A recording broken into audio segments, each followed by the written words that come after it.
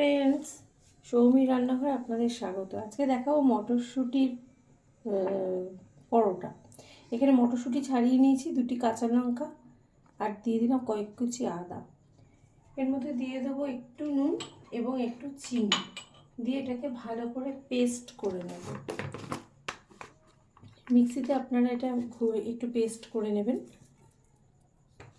একটুখানি নুন দিলাম আর একটুখানি চিনি দেবো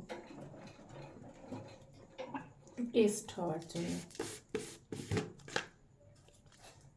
দিয়ে একটু জল দিতে হবে, জল না দিলে তো মিক্সিটা ঘুরবে না। একটুখানি জল দিয়ে এটাকে ঘুরিয়ে নেব। ফ্রেন্ডস, 1 বাটি আটা নিলাম। এবারে 1 বাটি, এই বাটিরই 1 বাটি আমি কিন্তু ময়দা নিচ্ছি।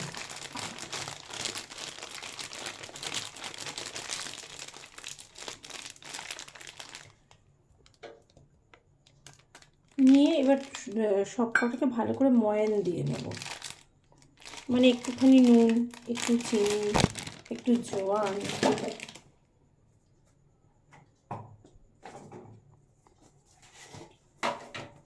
একটুখানি জোয়ান হাতে ক্রাশ করে নিচ্ছি, নিয়ে এটার মধ্যে দিয়ে দিলাম।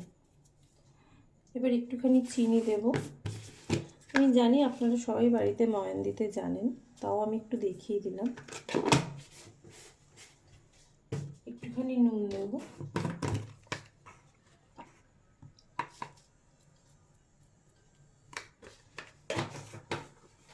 এবার দেব একটু সাদা তেল। ময়ান সাধারণত আমাদের সাদা তেলেই হয়, একটুখানি সাদা তেল দেব। খুব অল্প পরিমাণে, বেশি লাগে না। এবার এর মধ্যে দেব একটু, আগে এটা ময়ানটা দিয়ে নিই।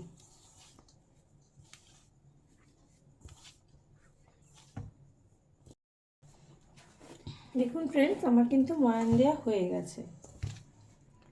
দেখুন মুঠ হয়ে যাচ্ছে, তার মানে ময়ান হয়ে গেছে। এবার যে মটরশুঁটির পেস্টটা রেখেছিলাম সেটা দিয়েই কিন্তু আমি এটাকে মাখবো। এই যে মটরশুঁটির পেস্টটা, এটা দিয়ে কিন্তু এটা পুরোটা মাখা হবে। তারপরে যদি জল লাগে তখন দেখা যাবে, আগে এটা দিয়ে আমরা ভালো করে মাখবো। আর সাথে দেবই হচ্ছে একটু ভাজা মশলা। ভাজা মশলা মানে জিরে, ধনে, শুকনো লঙ্কা দিয়ে ভালো করে আমরা এটা বানিয়ে রেখেছিলাম। এই মশলাটা আমি বানিয়ে রেখে দিই, কারণ চাটনিতে দিতে লাগে, তারপর এইরকম পরোটায় দিতে লাগে, তাই জন্য বানিয়ে রেখে দিই। ফ্রেন্ডস, আপনারাও বানিয়ে রাখতে পারেন, তাহলে দেখুন কাজটা অনেকটা সোজা হয়ে গেছে। এবার এটা দিয়ে আস্তে আস্তে আমরা এটাকে মাখবো। যখন জল লাগবে তখন আমরা জল দেব, তার আগে জল দেওয়ার দরকার নেই। দেখে নিই কতটা মাখা যাচ্ছে এটাকে, তারপর সেই অনুযায়ী জল দেব। ফ্রেন্ডস, এবার কিন্তু আমাদের জল দেওয়ার দরকার, তাই এবার আমরা কিন্তু এখানে ওই যে মিক্সির যে বাটিটা আছে ওটা ধুয়ে, ওটাতেই তো বেটেছিলাম, ওটা ধুয়ে অল্প অল্প করে আমরা জল মেশাবো। জল মিশিয়ে একটা ডো তৈরি করে নেব, যেরকম আমরা পরোটার ডো বানাই ওরকম একটা ডো বানিয়ে নেব। ডোটা কিন্তু আমার তৈরি হয়ে গেছে। এবার হাতে একটু সাদা তেল নিয়ে ডোটার গায়ে লাগিয়ে একে একটুখানি রেস্টে রেখে দেবো।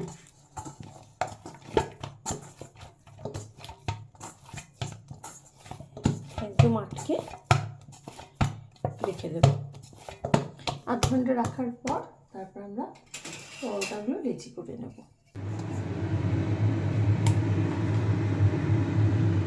দেখুন ফ্রেন্ডস, আমরা এবার পরোটার আকারে এটা বেলে নেব। 3টে ভাঁজ করে নেব, নিয়ে আমরা একটু পাতলা করে বেলবো, তাহলে ভালো ভাজা হবে। আপনারা এই মটরশুঁটির পরোটাটা আপনারা বাড়িতে বানিয়ে খান, দেখবেন আপনাদেরও ভালো লাগবে।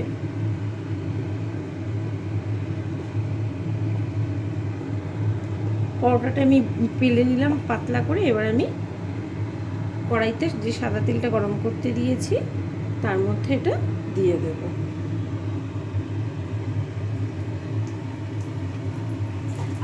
দেখুন ফ্রেন্ডস, পরোটাটা এপাশ ওপাশ ভালো করে ভেজে নিয়েছি।